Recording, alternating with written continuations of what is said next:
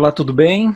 Sou o pastor Sérgio Lima e este é o programa Fé, Esperança e Amor, produzido pelo Colegiado Pastoral da Igreja Presbiteriana da Lapa, em São Paulo. Quero falar com você sobre uma passagem de Paulo a uma das suas igrejas da Galácia, ou aos Gálatas como um todo. Ele diz assim: porque ouvistes qual foi o meu proceder outrora no judaísmo, como sobremaneira perseguia eu a igreja de Deus e a devastava. E na minha nação, quanto ao judaísmo, avantajava-me a muitos da minha idade, sendo extremamente zeloso das tradições de meus pais.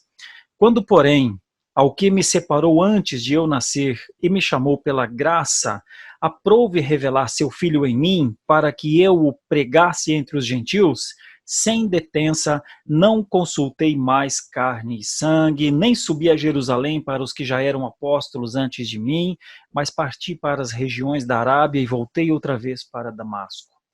Três coisas aqui nessa passagem de Gálatas, capítulo 1, os versículos 13 a 17. A primeira é: que interessante a conversão, não é? Como faz uma pessoa mudar? Como a conversão muda alguém?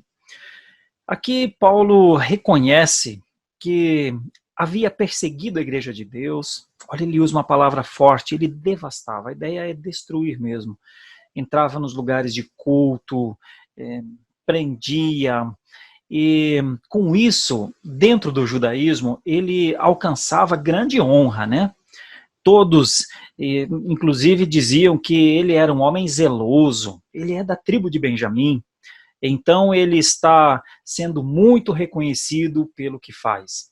Mas aconteceu uma coisa na vida deste homem, Saulo, né, também chamado Paulo, o plantador de igrejas depois, né, foi a conversão.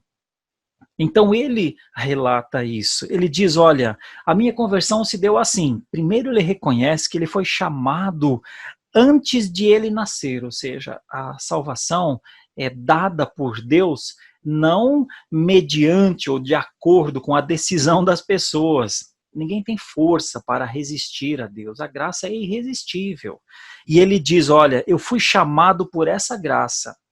Então essa é dentre assim, as grandes mudanças na vida de um convertido, uma das grandes mudanças é perceber que ninguém tem força para resistir a Deus.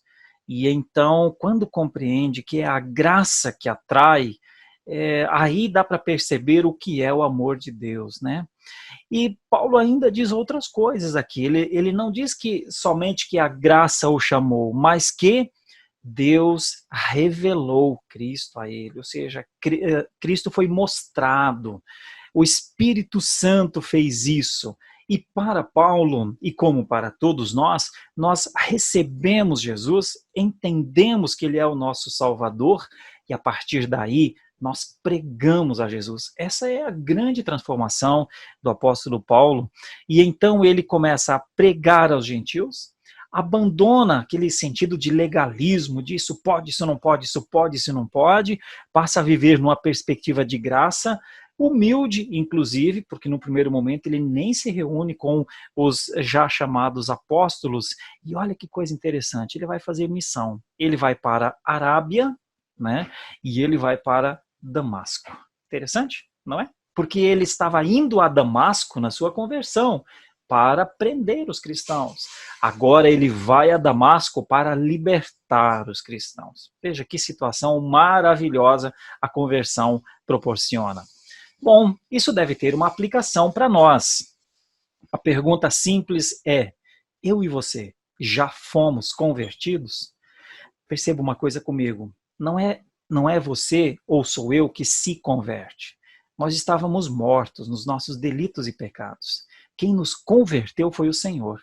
Então a conversão, primeiramente, é alguma coisa que nós recebemos, não é algo conquistado, não é decisão sábia da gente, não é.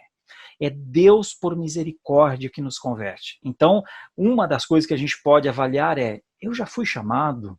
Eu já fui convertido, os meus olhos foram atraídos à cruz, eu posso contemplar a Deus através da cruz, do poder do Espírito Santo? Se você responder, sim, reverendo, eu posso. Parabéns, você é um convertido. Agora que você foi convertido, ninguém de nós é convertido para ficar sem fazer nada. Nós somos convertidos para cumprir o testemunho a este mundo, a esta terra, aos nossos familiares, aos nossos amigos. Foi isso que Paulo fez. E eu e você?